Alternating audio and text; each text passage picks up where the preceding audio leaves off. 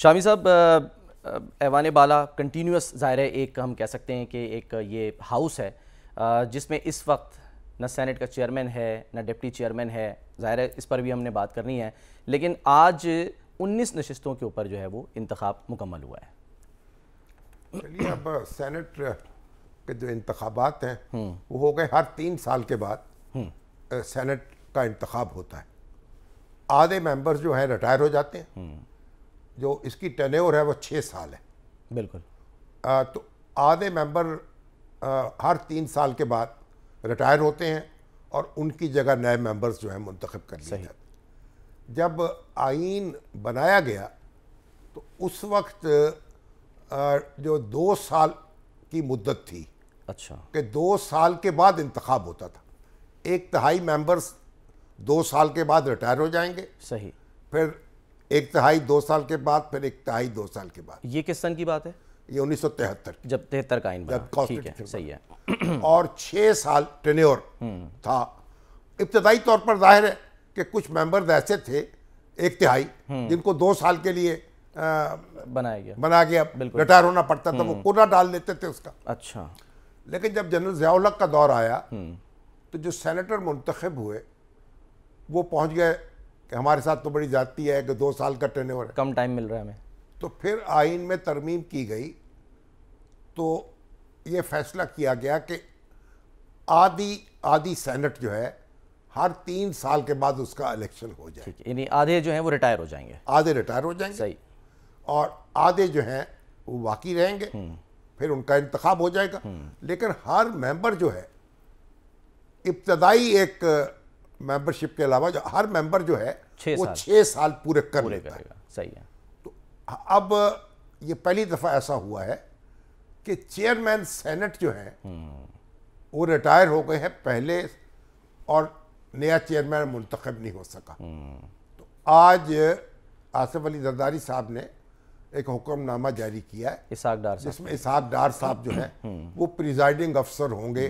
जब इजलास होगा तो उसकी वो सदारत करेंगे। सही। एक बड़ा मसला अब ये हुआ इस दफ़ा कि एक सूबे में इंतखाब नहीं हो सका, खैबर पख्तूनख्वा। तो खैबर पख्तूनख्वा जो है उसकी जो सेनेट की नशिस्तें हैं जिनको पुर किया जाना था इस इलेक्शन के ज़रिए से, वो खाली हैं, क्योंकि जो वहाँ ख्वातीन कैंडिडेट मुंतखब हुई हैं मखसूस नशिस्तों पर सूबाई असम्बली में, वो PTI से ताल्लुक़ नहीं रखती। PTI क्योंकि अपोजिशन में है या सुन्नी तहरीक में जम हो चुकी है, और सुन्नी तहरीक को इलेक्शन कमीशन ने तस्लीम नहीं किया कि वो ऐसी जमात है जिसने कोई फहरिस्त नहीं दी थी, इंतखाब नहीं लड़ा था, तो इसलिए उनको औरतों की नशिस्तें नहीं मिल सकी। ठीक है, मरकज में वो जो नशिस्तें थी वो तकसीम हो गई मुस्लिम लीग नून में, पीपल्स पार्टी में, JUI में, और नोटिफाई कर दिया गया कि उनकी ख्वातीन ये मुंतखब हो गई हैं। लेकिन जो KP की असम्बली के स्पीकर हैं बाबर सलीम सवाती साहब, उन्होंने इसको तस्लीम नहीं किया। उन्होंने असम्बली का इजलास ही नहीं बुलाया ताकि वो ख्वातीन जो हैं वो हलफ उठा सकें। वो हलफ नहीं उठा सकी, अब वोट भी नहीं दे सकती थी, और गवर्नर ने इजलास बुलाया और स्पीकर ने तामील नहीं की। उन्होंने कहा गवर्नर को ये इख्तियार हासिल नहीं है। मामला हाई कोर्ट में गया। पेशावर हाई कोर्ट ने जो ख्वातीन की नशिस्तों पर जो इंतखाब था उसको दुरुस्त करार दिया और पाबंद कर दिया स्पीकर को कि हलफ, आप इनका हलफ लें, मगर उन्होंने हलफ नहीं लिया। अब ये मामला वो दरख्वास्त लेके गए हैं सुप्रीम कोर्ट में, और जब हलफ नहीं ले सकी, या तो हाई कोर्ट के हुक्म देती कि गवर्नर जो है वो हलफ ले लें उन ख्वातीन से, ऐसा कोई हुक्म भी नहीं आया। तो वो जो ख्वातीन हैं वो मुंतखब हो चुकी हैं, हलफ उठा नहीं पा रही, उनको वोट का हक नहीं दिया जा रहा, क्योंकि जो PTI की सीटें हैं वहाँ से कम हो जाएंगी और वो दूसरी जमातें ले उड़ेंगी। तो अब जनाब ये मसला अटक गया है।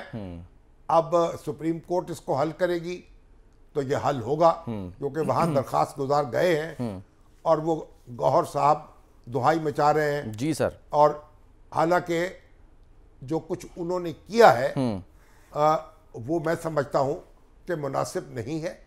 अदालत के फैसले को उन्हें तस्लीम करना चाहिए था, या फिर अदालत में जाकर यानी अपील करनी चाहिए थी। अब वो जरा सुने सर। और गंडापुर साहब जो हैं वो भी शोर मचा रहे हैं। बैरिस्टर गौहर की जरा बात सुने कि उन्होंने क्या कहा। सुनाइए जी, बैरिस्टर गौहर साहब क्या फरमा रहे हैं। अच्छा, ये तो सर कानूनी महाज दायरे नहीं, ये बैरिस्टर है और हाई कोर्ट में अपना मुकदमा हार चुके हैं। जो बात वो कर रहे हैं, high court, Peshawar high court ने उसे तस्लीम नहीं किया, उसके बावजूद वो अपनी बात पर इसरार कर रहे हैं। और हामिद रजा साहब पहले ही सुप्रीम कोर्ट से रुजू कर चुके हैं। हामिद रजा, सुप्रीम कोर्ट का कोई हुक्म नहीं आया जिसमें कोई हुक्म इम्तनाई जारी कर दिया गया हो। बहरहाल अभी जो भी मामला है वही तय होगा और तो कोई फोरम नहीं है।